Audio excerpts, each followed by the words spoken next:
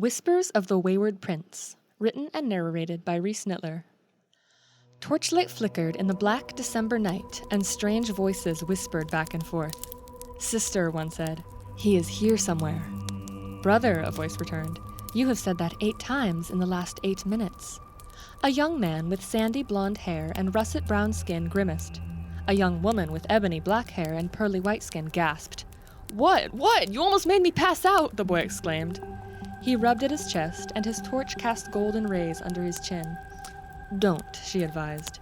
"He is here somewhere. Look." "Wow," the brother gasped. "King Lindor! Is he supposed to be so still and cold and dead-looking?" "He is wet with sweat, and look, his shoulders move yet. He is alive." "It was a figure of speech," the boy muttered at the ground, "to convey the message that this guy looks nothing like a king." "Erendor," the sister said. "What, Lynn?" asked Erendor. "Give him a chance." Erendor saluted. "I'll try," he said. Then he leapt over a couple of knotted tree roots and landed deftly at the side of the fallen prince. Erendor was about to poke the guy on the forehead to wake him up, but he realized that wouldn't be polite to royalty. "Awaken, sleeper," Erendor said in his deepest, most booming voice. The prince moaned. A spider hiding in his curly hair waggled its little black leg. She blinked her octet of beady eyes. "No thanks," the prince slurred out. "He talked," Erendor said triumphantly. "Let's load him up onto a stallion and move him out."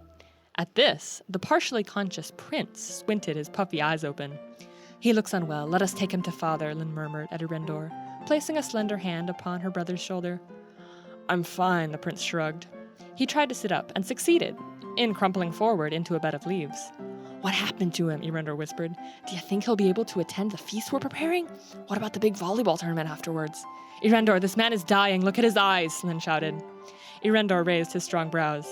"His eyes are in the leaves infested with deadly fungus," he yelped. He grabbed the prince bodily by the shoulder and yanked him upright.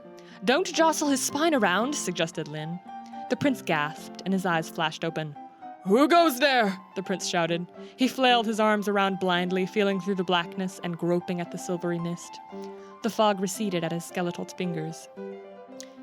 "It is just us," Erendor returned. You're a prince, remember? Brother Lindor?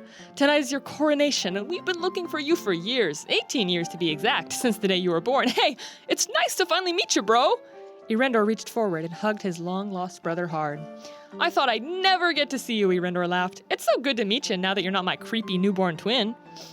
"I'm 19, the prince grunted. He didn't hug Erendor back. He frowned and pinched the bridge of his nose. "And what did you call me?" Lindor," repeated Erendor.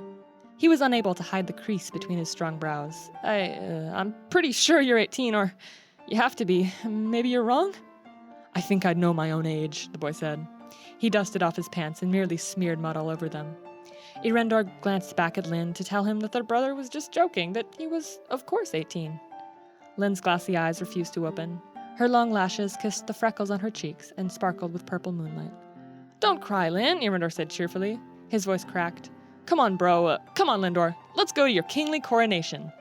"I am unaware of any kingdom in this city. I'm from California, and my name isn't Lindor." The boy stood up, and the shadows engulfed him. "Don't go," Erendor said as the man slipped out of reach. No! "My name is David Blaine, and I want nothing to do with the kingdom of India."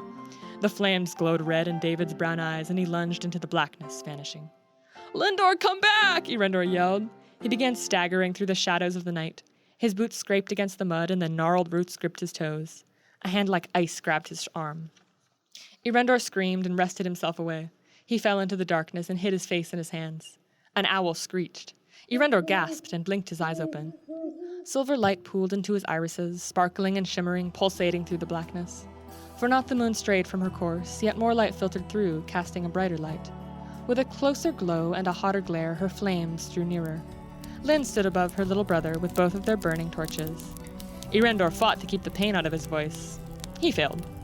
He's gone, and he wasn't even Lindor," Erendor said. His hands shook, and he shivered in the sting of the night. A couple of spiders tried to scuttle up his legs. Lynn crouched down and scooped their cold, segmented bodies into her hands. "Erendor," Lynn whispered. The firelight glowed orange and amber upon her skin. Erendor couldn't speak, but Lynn did. "He said he didn't know there was a kingdom," Lynn began. "But he also said he wants nothing to do with the kingdom of India.